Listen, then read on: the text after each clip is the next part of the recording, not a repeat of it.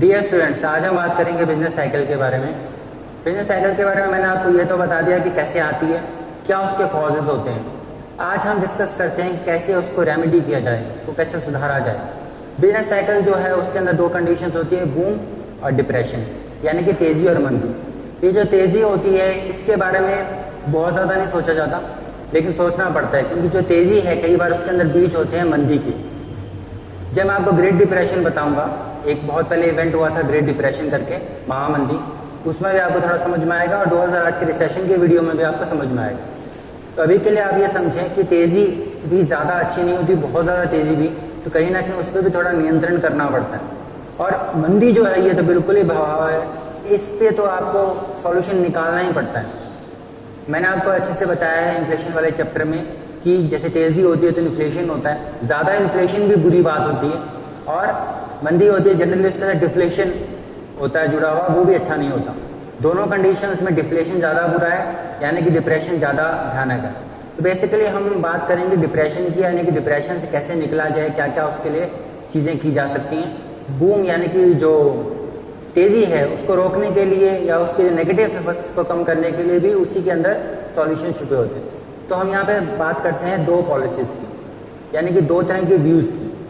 दो तरह के व्यूज़ इसमें रहते हैं जब हम डिप्रेशन से निपटने की बात करते हैं, जब हम बूम की बात करते हैं। वो व्यूज़ हैं, एक तो व्यू है मौद्रिक दृष्टिकोण, दूसरा होता है राजकोषीय नीति का प्रयोग, एक होता है मॉनेटरिस्ट व्यू। जो मॉनेटरिस्ट व्यू है वो बेसिकली जैसे इकोनॉमिक्स रहे हैं फ्राइडमैन एटसेट्रा, उनकी वजह से ज़्यादा स्ट्रांगली वापस आया है। कई टाइम में ऐसा होता था कि जो मॉनेटरी पॉलिसी होती थी या फ्री मार्केट होता था, इनविजिबल हैंड होता था, उस पर विश्वास किया जाता था कि वो जो दोनों चीज़ों को इक्विलिब्रियम में रख लेगा, ज़्यादा मंदी होगी या ज़्यादा तेज़ी होगी तो दोनों को बैलेंस कर देगा। लेकिन 1929 के महामंदी ने कहीं ना कहीं एक और इकोनॉमिक्स को ज़्यादा शक्ति प्रदान की, या उसके व्यूज़ ज़्यादा उभर कर आए, वो थे कीन्स। ठीक है, तो कीन्स के ने एक और अप्रोच रखी जिसके अंदर शायद वो कहते हैं कि गवर्नमेंट इंटरवेंशन को उन्होंने कहीं ना कहीं भूमिका प्रदान की। उन्होंने फिजिकल पॉलिसी के इंपॉर्टेंस को बताया। तरह की पॉलिसीज़ हैं। जो मॉनेटरिस्ट हैं वो हमेशा मानते हैं कि जो इन्फ्लेशन है बिजनेस मौद्रिक कारणों से होता है। ठीक है, everywhere and every time it is a monetary phenomena, यानी कि हर बार जो है मौद्रिक कारणों से होता है। जहाँ पे भी होता है मॉनेटरी पॉलिसी उसके अंदर या बैंक्स का रोल या फेडरल बैंक का रोल रहता है उसमें, और वो चाहें तो इसको अपनी अच्छी पॉलिसी से सुधार सकते हैं।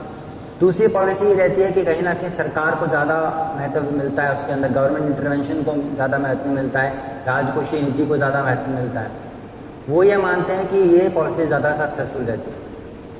इसके बारे में हमेशा से एक बहस चली आ रही है। हम इस देखते हैं कि कैसे इसको सॉल्व किया जा सकता है। सबसे पहले हम बात करेंगे मॉनेटरी पॉलिसी की, कि कैसे बूम में या डिप्रेशन में वो काम करती है। इन्फ्लेशन के चैप्टर में पहले मैंने इन पॉइंट्स को बताया है आपको, वही लमसम चीज़ें जिसमें अप्लाई होंगी, पर थोड़ा सा उसका स्केल या उसका जो बात करने का तरीका है, जो पॉलिसी मैं आपको बताऊंगा उसमें चेंजेस आ जाएगा। क्योंकि इन्फ्लेशन जो है, महंगाई जो है, वो इसका सिर्फ एक हिस्सा है, उसमें कई चीज़ें और होती हैं जो मंदी को या बूम को बताती हैं। तेजी मंदी को कई और चीज़ें भी डिफाइन करती हैं। अब बूम के अंदर जब ज़्यादा तेज़ी आ रही हो तब कौन सी पॉलिसी अपनाती है आरबीआई, और मंदी में कौन सी पॉलिसी अपनाती है आरबीआई, उसको हम समझते हैं। के पास जो मॉनेटरी रूल्स रहते हैं उसके अंदर मेन चीज़ होती है पॉलिसी रेट्स, रेपो रेट या रिवर्स रेपो रेट। तो जो रेपो रेट है या रिवर्स रेपो रेट है, जो पॉलिसी रेट है यानी कि बेसिकली इंटरेस्ट रेट्स हैं, उनके सहारे से कोशिश की जाती है इकनॉमी को बैलेंस में रखने की। जब डाउनवर्ड ट्रेंड आने लगता है, जब मंदी आती है या रिसेशन होता है, जब चीज़ें नीचे की तरफ जाती है, कीमतें नीचे की तरफ जाती हैं, या बिजनेस में कमी आती है, इन्वेस्टमेंट में कमी आती है, डिमांड में कमी आती है, तो कोई भी देश सेंट्रल बैंक क्या करता है, सप्लाई ऑफ मनी बढ़ाता है। उसके लिए वो इंटरेस्ट रेट गिराने की कोशिश करता है। जब आरबीआई या फेडरल बैंक जो भी होता है किसी देश का, वो अपने इंटरेस्ट रेट कम करता है तो मार्केट में भी इंटरेस्ट रेट कम हो जाते हैं। उसके परिणाम स्वरूप ईजिली लोन मिलने लग जाता है, इन्वेस्टमेंट के लिए भी और कंजप्शन के लिए भी। इससे डिमांड बढ़ती, चाहे इन्वेस्टमेंट डिमांड हो चाहे कंजप्शन डिमांड हो, लोगों के पास ज़्यादा पैसा आता है। इसको कहते हैं चिप मनी पॉलिसी, जिसके अंदर ज़्यादा पैसा लोगों को दिया जाता है, कम ब्याज पर दिया जाता है। इससे क्रेडिट में भी बढ़ावा आता है, सप्लाई ऑफ मनी में भी बढ़ावा आता है।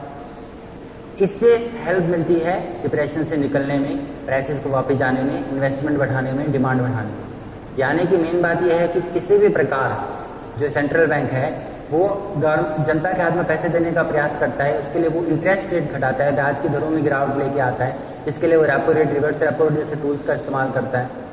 इसके अलावा क्या है, ओपन मार्केट ऑपरेशन से या आप कह सकते हैं बाकी तरीके से बैंक्स के थ्रू लोन लोगों को इजीली मिल जाए, इस प्रकार की पॉलिसीज़ लेके आता है। ये सब मैंने आपको मॉनेटरी पॉलिसी जो इन्फ्लेशन में समझाई थी, सेम वही टूल्स यहाँ पे आएंगे।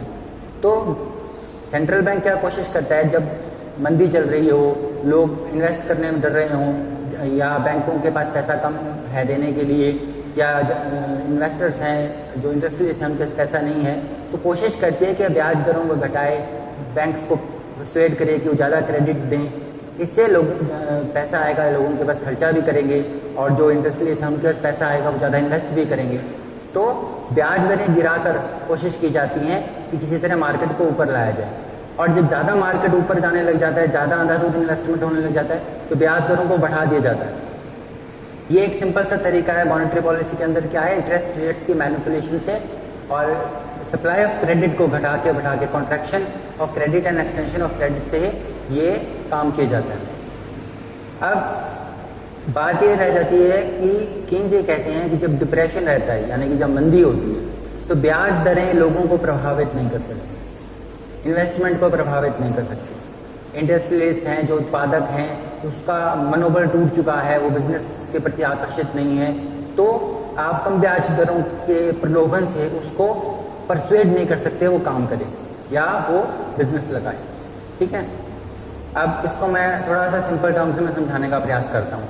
मान लीजिए आप बिजनेस कर रहे हैं, ठीक है, आप बिजनेस करते हैं, जब अच्छा बिजनेस चल रहा है, अच्छा पीरियड चल रहा है, आपको कम ब्याज पे पैसा मिलता है, तो आप और बिजनेस बढ़ाने की कोशिश करते हैं, वो सब चीज़ें आपके लिए सही रहती हैं। पर आप बिजनेस जो करते हैं वो मेनली लाभार्जन के लिए करते हैं, प्रॉफिट्स को ध्यान में रख के करते हैं। जब आप बिजनेस स्टार्ट करने की कोशिश करते हैं या भी कोई नया बिजनेस करते हैं, तो सबसे पहली चीज़ आपके दिमाग में आती है प्रॉफिट्स, लाभ। आपका सामान बिकेगा कि नहीं, उसकी मांग है कि नहीं। कोई ये तो नहीं है ना कि जैसे मान लो मैं बिजनेस नहीं करना आता मुझे, या किसी बिजनेस की मांग नहीं है, या बिजनेस का कोई मार्केट नहीं है, लोग उसमें इंटरेस्टेड नहीं है। ऐसा तो है नहीं कि बैंक का मैं सुबह उठूँगा और देखूँगा इंटरेस्ट रेट्स क्या चल रहे हैं तो मैं जाके बिजनेस शुरू कर लूँगा, ये तो नहीं होगा। जब मंदी चल रही है, यानी कि बहुत कम डिमांड है, लोग सामान ले नहीं रहे हैं, लोगों के पास पैसा नहीं है, सारे बिजनेस डूब रहे हैं, ऐसे में अगर आपको कोई ये कहे कि हम आपको 5 लाख रुपए दे रहे हैं, 10 लाख रुपए दे रहे हैं और फ्री में दे रहे हैं, बिना कोई इंटरेस्ट रेट के दे रहे हैं, बस आप टाइम पे हमको पैसा चुका दीजिए, या इंटरेस्ट रेट बहुत कम दे रहे हैं, 1% 2% ब्याज पे दे रहे हैं, लेकिन क्योंकि मंदी है, अगर आप उस प्रलोभन में या फ्री के ब्याज में या बहुत कम ब्याज में ले भी लेते हो लोन, चुकाओगे कैसे? चुकाओगे तो बिजनेस से सामान बेच के चुकाओगे, जब आपके कस्टमर्स होंगे, इफेक्टिव डिमांड होगी तब चुकाओगे, नहीं तो आपको जो प्रिंसिपल अमाउंट तो वापस देना ही देना है, जो मूलधन आपने लिया वो तो देना ही देना है ना। आपने बिजनेस लगाया तो वो पैसा भी डूब सकता है, हो सकता है उसके चक्कर में आपने अपना कुछ पैसा लगाया वो भी डूब सकता है, आपको लॉसेस हो सकते हैं, वो मेन अमाउंट तो आपको देना ही पड़ेगा। तो बिल्कुल इंटरेस्ट रेट गिरा कर भी आप परसुएड नहीं कर सकते बिजनेसमैन को जब निराशा का माहौल होगा। तो जो ये मॉनेटरी पॉलिसी है ये काफ़ी चमकदार पॉलिसी रही जब तक थोड़ा बहुत सिस्टम में इम्बैलेंस था, लेकिन जब बड़ी लेवल पर एक डिप्रेशन आ जाता है, महामंदी आ जाती है, जब बहुत ज़्यादा बिल्कुल ही एक निराशा का माहौल हो जाता है, सब कुछ चौपट हो जाता है, बेरोज़गारी हो जाती है, डिमांड कम हो जाती है, एक तरह की निराशा की लहर जाग उठती है, तब ये चीज़ें काम नहीं आती, तब प्राइवेट इन्वेस्टमेंट काम नहीं आता। तब कीन्स कहते हैं कि मंदी से निपटने के लिए ज़रूरी होता है मांग, इफेक्टिव डिमांड। वो कहते हैं कि ये मांग होगी तो ही मंदी से आप उबर पाओगे, क्योंकि मांग है तभी प्रोडक्शन है, तभी एम्प्लॉयमेंट है, तभी इनकम है। और ये जो मांग कहाँ से आती है? बेसिकली 3 साधनों से आती है, कंजप्शन डिमांड होती है, इन्वेस्टमेंट डिमांड होती है, या गवर्नमेंट एक्सपेंडिचर होता है। वो ये कहते हैं कि इस दौरान जो है कंजप्शन डिमांड पे बहुत ज़्यादा कोई बड़ा फैक्टर नहीं रह जाता, लोगों के पास वैसे ही पैसा नहीं होता, और वैसे भी ये इतना फ्लक्चुएटिंग नहीं है कि बहुत ज़्यादा इफेक्ट ला सके या ट्विस्ट ला सके। दूसरी चीज़ें रह जाती हैं कि इन्वेस्टमेंट डिमांड भी उस समय लचरी होती है, तो वो किसको ज़्यादा महत्व देते हैं? वो गवर्नमेंट को ज़्यादा महत्व देते हैं, गवर्नमेंट एक्सपेंडिचर को ज़्यादा महत्व देते हैं, फिजिकल पॉलिसी को या राजकोषीय नीति को ज़्यादा महत्व देते हैं।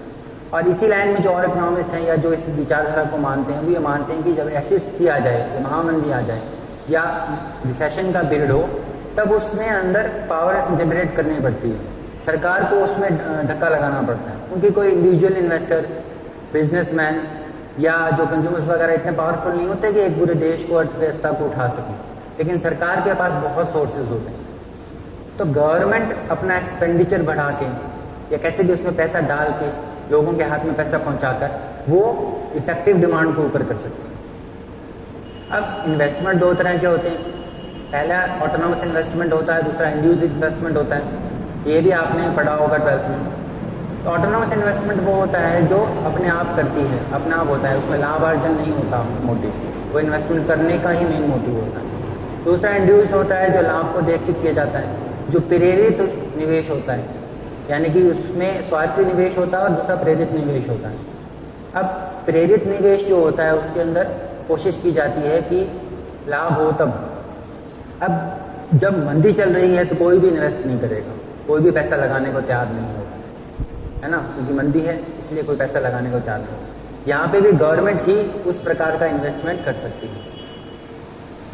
तो गवर्नमेंट जो है यहाँ पे वो पैसा ला सकती है जो कोई और लगाने को तैयार नहीं। तो इन्वेस्टमेंट बढ़ाना है, मार्केट में कंजप्शन बढ़ाना है, यानी कि पैसा लाना है, लोगों को इफेक्टिव डिमांड को ऊपर उठाना है, एम्प्लॉयमेंट जनरेट करना है। इस प्रकार से जो निराशा का माहौल है उसको आशा में बदलना है, एक धक्का लगाना है, पुश देना है सभी लोगों को। वो सिर्फ गवर्नमेंट एक्सपेंडिचर से हो सकता है, तो फिजिकल पॉलिसी से हो सकता है। वहाँ पे आरबीआई कुछ ज़्यादा नहीं कर पाती, वहाँ पे भारत सरकार को करना पड़ेगा। अगर हम अपने देश की बात करें तो बजट के थ्रू किया जाना पड़ेगा। अब फिजिकल पॉलिसी के क्या क्या घटक होते हैं जिसके से गवर्नमेंट जो है ऐसा कर सकती है। बेसिकली 3 मेन फैक्टर्स होते हैं, आपको पता है, बोरोइंग, रेवेन्यू, ठीक है, और दूसरा एक्सपेंडिचर। डेट होता है पब्लिक डेट, एक होता है टैक्स यानी कि रेवेन्यू, और तीसरा होता है गवर्नमेंट एक्सपेंडिचर।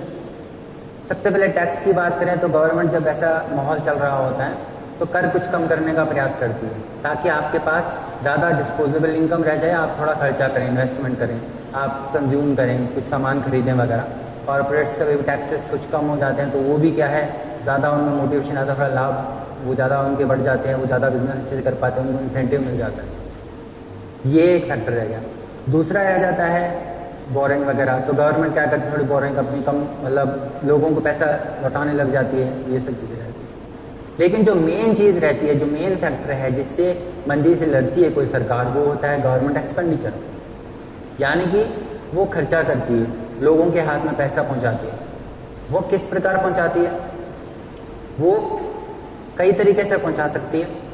पहला तो होता है, सबसे जो मेन चीज़ रहनी चाहिए जो काफ़ी इफेक्टिव होती है, वो इंफ्रास्ट्रक्चर में पैसा लगाती है, पीएसयू में पैसा लगाती है, सड़कें बनाती है, डैम्स बनाती है, इस प्रकार से काफ़ी खर्चा करती है। और जो भी लोग इससे जुड़े रहते हैं उनमें क्या कहते हैं, पैसा आ जाता है तो वो भी खर्चा कर पाते हैं, उनके पैसा आता है, इफेक्टिव डिमांड बढ़ती है।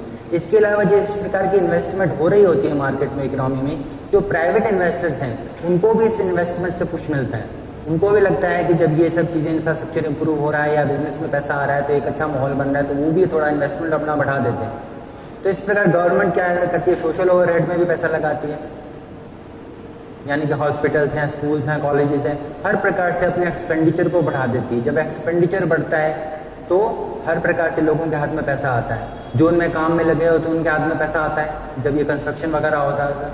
इसके बाद जैसे हॉस्पिटल्स हैं, स्कूल्स हैं, कॉलेजेस हैं, इसमें लोगों को नौकरी देती है, उनकी भी सैलरी भी आती है, वो पैसा भी उनको देके, यानी सैलरी से, जॉब से उनको अनएम्प्लॉयमेंट भी दूर करने का प्रयास करते हैं, साथ में उनके हाथ में जो पैसा आता है तो वो और खर्चा करते हैं। तो गवर्नमेंट एक्सपेंडिचर, सरकार खर्चा करके, यानी कि जो सरकार का खर्चा है उसके माध्यम से लोगों के पास पैसा जब आता है तो सब लोग खर्चा करने लगते हैं। इसका प्रभाव होता है, थोड़ी कीमतें बढ़ जाती हैं, इन्फ्लेशन आता है। इसके साथ साथ मार्केट में भी एक खुशी की लहर दौड़ती है, लोगों के पास पैसा है, लोग खर्चा कर रहे हैं, ठीक है। और ये सब चीज़ें जो हैं, जो प्रोड्यूसर को मोटिवेट करती हैं क्या वो बिजनेस बढ़ाए अपना। तो डिप्रेशन से निपटने के लिए फिजिकल पॉलिसी सबसे इफेक्टिव रहती है। अब इसके अंदर एक और चीज़ रह जाती है कि अगर इसमें कीन्स ये भी कहते हैं, एक उदाहरण के लिए बता रहा हूँ आपको, तो वो ये कहते हैं कि अगर ऐसी स्थिति आ जाए तो सरकार को मतलब एक दिन गड्ढा खुदवाना चाहिए, दूसरे दिन गड्ढा भरवा देना चाहिए। मतलब पैसे दो, लोगों के काम करवाओ, पब्लिक बस पे खर्चा करो। नरेगा उसका एग्जांपल दे सकते हैं। नरेगा की मदद से क्या नाम है, कुछ थोड़ा बहुत काम होता रहता है, रूरल इंफ्रास्ट्रक्चर बनता रहता है, साथ में लोगों के हाथ में कुछ पैसा आता है। आप देखेंगे पिछले काफ़ी सालों में रूरल डिमांड में वृद्धि हुई है, गाँवों में थोड़ी सी समृद्धि की लहर आई है। उसका कहीं ना कहीं नरेगा का भी रोल रहा है, लोगों को रोजगार मिला है, कुछ उनके हाथ में पैसा आया, कुछ ज़्यादा उनमें एक ऊर्जा आई है खर्चा करने की। तो इस प्रकार से जो डिमांड है उसको बढ़ाने का प्रयास किया जाता है। इसमें और क्या है, अनएम्प्लॉयमेंट अलाउंस भी दिया जाता है।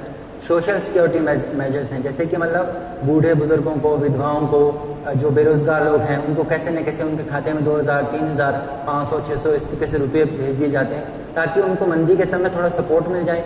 इस पैसे को थोड़ा सा वो खर्च भी करेंगे तो मंदी से निकलने में सहायता मिलेगी।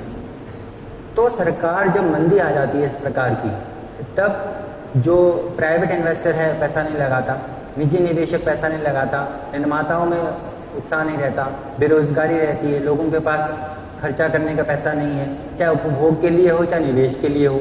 तो उपभोग के लिए भी लोगों को सरकार पैसे देती है और निवेश भी करती है, उपभोग के लिए भी पैसा देती है। इस प्रकार से मूल उद्देश्य क्या रहता है, इफेक्टिव डिमांड को बढ़ाना। क्योंकि जब डिमांड बिल्कुल नीचे जा चुकी है तो सरकार ही ऐसा कर पाती है, और ऐसा फिजिकल पॉलिसी से होता है। तो अगर मंदी का समय है तो क्या कर सकती है सरकार, एक्सपेंडिचर बढ़ा सकती है। ये एक बड़ा टूल रहता है। अब मॉनेटरी पॉलिसी के अंदर क्या कर सकती है, ब्याज दरें कम कर सकती है। लेकिन क्योंकि इसका ज़्यादा असर नहीं पड़ता, इसलिए डिप्रेशन के समय यानी कि मंदी के समय फिजिकल पॉलिसी ज़्यादा इंपॉर्टेंट रहती है, बूम के समय मॉनेटरी पॉलिसी ज़्यादा इंपॉर्टेंट रहती है। यानी कि तेज़ी के समय मौद्रिक नीति ज़्यादा असरदार रहती है और मंदी के समय राजकोषीय नीति ज़्यादा असरदार रहती है। अब इसका कारण क्या है, इसका कारण यही है कि जब मंदी हो तब ब्याज दरों के माध्यम से जो नियंत्रण करने का प्रयास है असर नहीं रहता, क्योंकि कम ब्याज दरों का कोई फायदा नहीं होता। ये मैंने आपको भी बता दिया था। दूसरा ये भी कारण रहता है कि जो बूम के टाइम पे होता है वो फिजिकल पॉलिसी को टाइम लगता है इफेक्ट लाने में। बूम की कंडीशंस में यानी कि तेजी की कंडीशंस में मॉनेटरी पॉलिसी तेजी से असर करती है। मॉनेटरी पॉलिसी और फिजिकल पॉलिसी में एक बड़ा डिफरेंस ये भी रहता है कि क्रियान्वयन में, इसके एग्जीक्यूशन में मॉनेटरी पॉलिसी काफ़ी तेज़ पॉलिसी है। मॉनेटरी पॉलिसी आरबीआई जो है बड़ी जल्द तेज़ी से जो है एमपीसी गठित कर सकती है, अपने रेट्स में बदलाव कर सकती है, उसका असर भी मार्केट में बड़ी तेज़ी से पड़ता है। लेकिन जो राजकोषीय नीति है या गवर्नमेंट का बजट है वो थोड़ा टाइम बाद बनता है, फिर उसका एलोकेशन होता है, धीरे धीरे उसका मार्केट में आता है, फिर धीरे धीरे उसका असर होता है। तो फिजिकल पॉलिसी के इम्प्लीमेंटेशन में एक टाइम लैग है, एक थोड़ा समय लगता है उसको प्रभाव दिखाने में, और मौद्रिक नीति को प्रभाव दिखाने में जल्दी वो उसका प्रभाव दिखता है। तो तेजी के समय मौद्रिक नीति ज़्यादा कारगर है, लेकिन मंदी के समय वो थोड़ी कम कारगर है। अब अंतिम चीज़ ये है कि कौन सी नीति ज़्यादा अच्छी है, मौद्रिक नीति ज़्यादा अच्छी है कि राजकोषीय नीति ज़्यादा अच्छी है, और कैसे उसका प्रयोग लाएं। देखिए यहाँ पे दो बातें नोट कर लीजिए कि मौद्रिक नीति तेजी के समय थोड़ी ज़्यादा असरदार है और राजकोषीय नीति मंदी के समय ज़्यादा असरदार है। परंतु कोई एक पॉलिसी आपको रिटर्न नहीं दे सकती।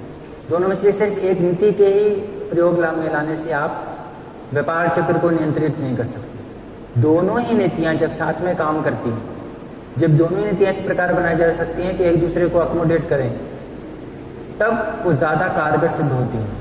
यानी कि मौद्रिक नीति राजकोषीय नीति के साथ समन्वय हो, ठीक है, सरकार का उसके सेंट्रल बैंक के साथ समन्वय हो, और नीतियाँ कुछ इस प्रकार की आएँ कि दोनों परिस्थितियों को ध्यान में रखकर अगर आती हैं तो ज़्यादा सफल होती है। यानी कि ऑप्टिमम मिक्स होता है मौद्रिक नीति का और राजकोषीय नीति का, जिसके माध्यम से हम मंदी से भी और तेजी के जो दुष्प्रभाव हैं उनसे भी निपट सकते हैं। तो व्यापार चक्र को नियंत्रित करने के लिए कुछ उपाय हैं। अलग अलग समय पर अलग अलग अर्थशास्त्रियों ने अलग अलग तर्क दिए हैं। एक बात मैं आपको बता दूं, जो पहले भी बता चुका हूं, कि बड़े बड़े अर्थशास्त्री, सेंट्रल बैंक, सरकारें फेल हो गई हैं मंदी को देखने में या तेजी को स्थितियों को समझने में। तो इसका कोई निश्चित समय या इसका कोई निश्चित पैटर्न नहीं होता है, और आने के बाद आप ये नहीं कह सकते कि ये नीति उसको सुधार ही देगी, कोई गारंटी नहीं दे सकता। ये ट्रायल एंड एरर होता है। सभी उस समय क्या स्थितियां हैं, मौजूदा क्या स्थितियां हैं, उसको ध्यान में रख के ही ये नीति अपनाई जा सकती है। जैसे कि आप देखें तो 1970 में, ये मैं आपको अलग से समझाऊंगा, अलग टॉपिक है, स्टैगफ्लेशन हुई थी। तब ये जो कुछ पॉलिसीज़ हैं ये थोड़ी उलझ गई थी, समझ में नहीं आया था क्या करें। तो इस प्रकार अलग अलग समय पर अलग अलग पॉलिसी इम्प्लाई होती है। आप जो मेन पॉइंट नोट कर सकते हैं वो ये है कि तेजी के समय मौद्रिक नीति और मंदी के समय राजकोषीय नीति। जब मंदी हो तो सरकार अपना खर्चा बढ़ा के प्रभावी मांग को या इफेक्टिव डिमांड को बढ़ाने का प्रयास करती है, जिससे हम मंदी से निपट सकते हैं। Thank you.